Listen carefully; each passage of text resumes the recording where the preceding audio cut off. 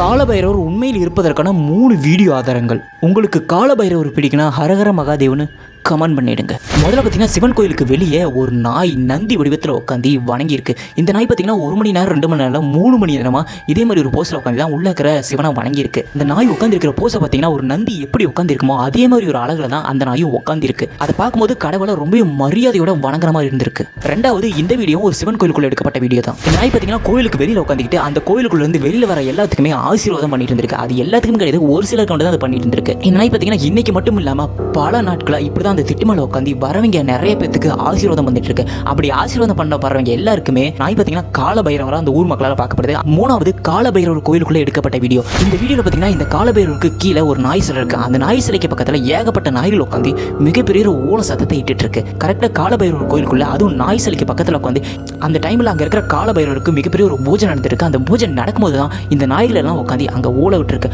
அது மட்டும் இல்லாமல் அந்த கோயிலுக்கு வெளியே இன்னும் சில நாய்கள் உட்காந்து கத்திட்டு இருந்திருக்கு.